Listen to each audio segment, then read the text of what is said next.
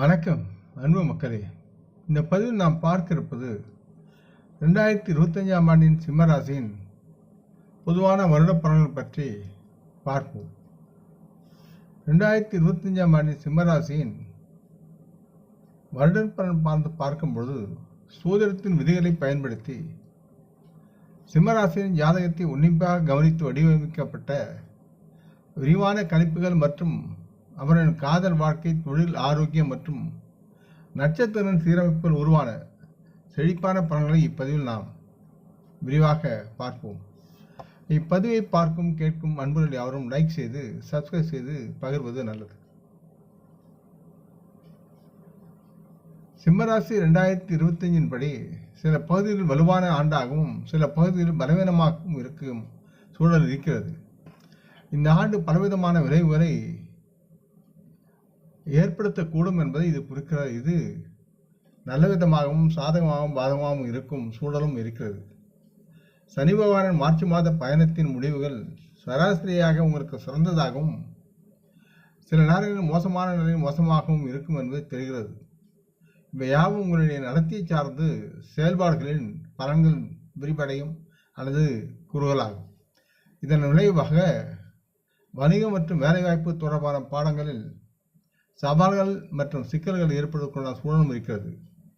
சிலருக்கு இடமாற்றம் அல்லது வேலை மாற்றம் போன்ற சூழ்நிலைகளும் இந்த நேரத்தில் ஏற்படலாம். இதன் விளைவாக நீங்கள் உங்களுடைய தொழிலுக்கு முக்கியத்துவம் கொடுத்து செயல்படுவதை முக்கிய ஒரு குறிக்கோளாக கொள்ள வேண்டும். சோம்பலாக எப்பொழுதும் வீட்டில் இருப்பதை தவிர்க்க வேண்டும்.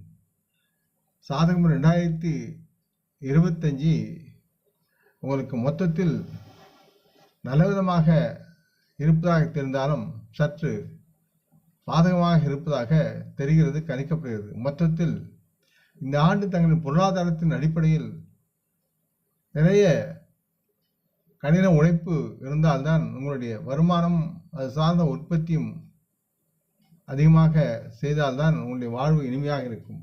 ஆண்டின் தொடக்கத்தில் குரு பகவானின் பார்வை செல்வநிலையில் இருக்கிறது. ஆகவே இதை விட்டுவிடாமல் நீங்களுடைய கடின உழைப்பை தந்து பொருளாதாரத்தை பெருக்க வேண்டும்.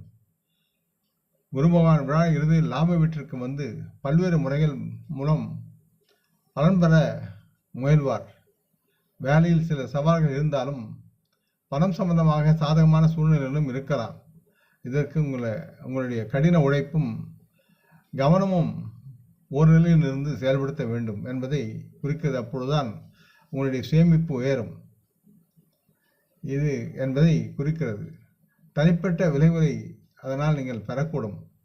திருமணம் தொடர்பான பல விஷயங்கள் இணக்கத்தை வெளிப்படுத்தும் தன்மையில் இருக்கிறது. குழந்தைகள் தொடர்பான விஷயங்களும் சாதகமான பலன்கள் உங்களுக்கு கிடைக்கும். இதற்கு நேர்மாறாக சில நேரம் மே மாதத்திற்கு பின்வரும் மாதங்கள் கல்வி தொடர்பான பாடங்கள் சிறந்த முடிவுகளை தருவதாக தோன்றுகிறது. ஆகவே குருபகவானுடைய பயிற்சி உங்களுக்கு சாதகமாக இந்த ஆண்டு இருக்கும் என்றாலும் சற்று கருத்துடனும் உண்மையான உழைப்புடனும் நீங்கள் செயல்படுவது நலமாக இருக்கும் என்று தெரிகிறது. ஆக இந்த பதிவை கேட்டு லைக் செய்து சப்ஸ்கிரைப் செய்து பகிரும் அன்பர்கள் யாவரும் வரமுடன் நலமாக திரகாத்திர ஆயுள் ஆரோக்கியத்துடன் சகலவிதமான தனதானிய அபராணிய ஐஸ்வர்யை பெற்று சர்வகாரிய ஜெயத்துடன் வாழ்வாங்க வாழ வேண்டும் என்று இறைவன் பாதம் படுகின்றேன். நம் குடும்ப மூத்தோர்களை போற்றி வணங்குவோம். வணக்கம், நன்றி.